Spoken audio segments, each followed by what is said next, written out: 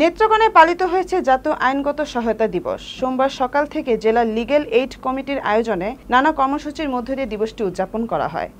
নেত্রকোনা প্রতিনিধি মোহাম্মদ নাজমুল ইসলাম আইটিভি বাংলাকে জানিয়েছেন, দিনের শুরুতে বর্ণাঢ্য র্যালি বের হয় জেলা শহরের গুরুত্বপূর্ণ সড়ক প্রদক্ষিণ করে। পরে জেলা আদালত প্রাঙ্গণ অনুষ্ঠিত হয় স্বাস্থ্যসেবা কর্মসূচি এবং আলোচনা সভা। অনুষ্ঠানে সভাপতিত্ব করেন সিনিয়র জেলা ও দায়রা জজ ও জেলা কমিটির চেয়ারম্যান জনাব হাফিজুর রহমান। এ সময় উপস্থিত ছিলেন সিনিয়র সহকারী জজ ও জেলা legal aid officer AKM Emdadul Islam সহ জেলা প্রশাসনের ঊর্ধ্বতন কর্মকর্তারা। আলোচনা সভায় বক্তারা তাদের বক্তব্যে বলেন, দেশের অসহায়, দরিদ্র ও সুবিধা বঞ্চিত জনগোষ্ঠীর আইনি সহায়তা নিশ্চিত করতে সরকার নানা উদ্যোগ নিয়েছে। আইনগত সহায়তা কার্যক্রমের সুফল সাধারণ মানুষের দোরগোড়ায় পৌঁছে দিতে সকলকে একযোগে কাজ করার আহ্বান জানান তিনি। দিনব্যাপী আয়োজনে সাধারণ মানুষের মধ্যে বিনামূল্যে স্বাস্থ্যসেবা ও আইনি পরামর্শ প্রদান করা হয়।